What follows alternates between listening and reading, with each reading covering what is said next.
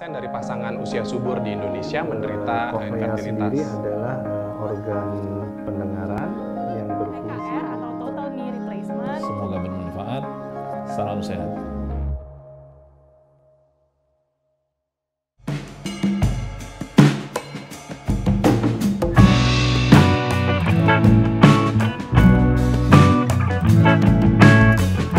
Halo sahabat Premier, saya Dr. Lani Dewi Wiono, dokter spesialis gizi klinik yang berpraktek di Rumah Sakit Premier Jatinegara.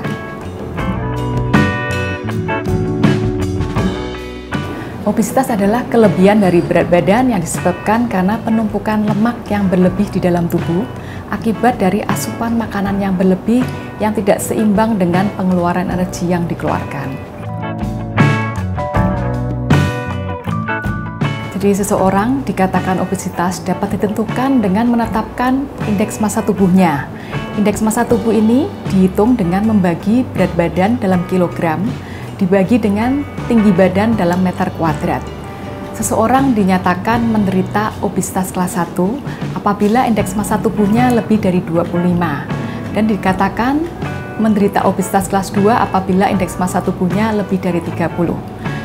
Cara yang lain adalah dengan menetapkan status obesitas sentral, di mana untuk menetapkan obesitas sentral ini kita harus melakukan pengukuran lingkar pinggang. Untuk laki-laki dikatakan mengalami obesitas sentral apabila lingkar pinggang yang terkecil melewati pusar lebih dari 90 cm. Sedangkan untuk wanita apabila lingkar pinggangnya lebih dari 80 cm.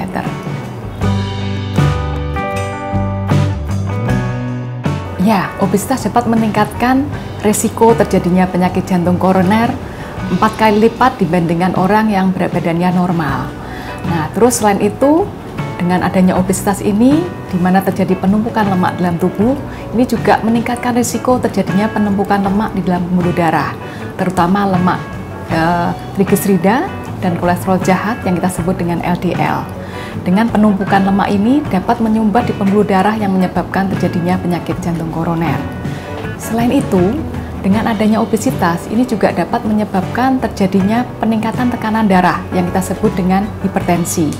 Nah, hipertensi ini merupakan faktor risiko penyebab yang umum terjadinya penyakit jantung koroner.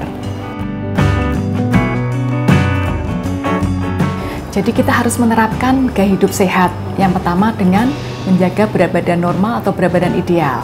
Yang kedua, konsumsi makanan sehat dengan gizi seimbang, di mana makanan ini harus menghindari makanan-makanan yang kandungan gulanya tinggi, kandungan garam dan lemaknya juga tinggi. Selanjutnya, perbanyak asupan dari sayuran dan buah-buahan segar. Yang disarankan adalah dikonsumsi 3-5 porsi per harinya.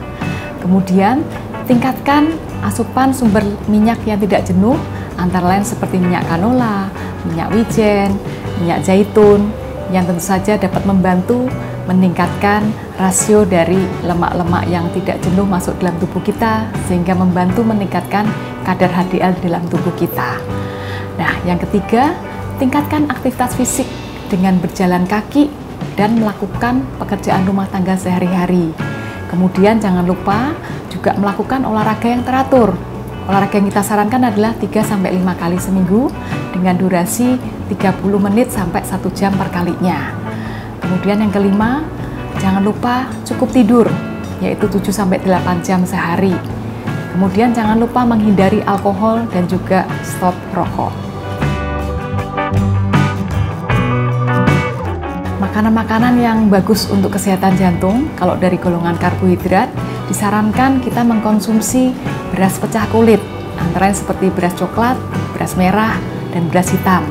Nah, kemudian juga bisa kita konsumsi seperti golongan oatmeal dan gandum dalam bentuk roti gandum.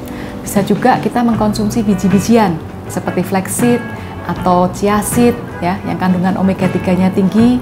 Terus dari golongan protein, yang disarankan adalah mengkonsumsi ikan. Perbanyak konsumsi ikan yang berlemak.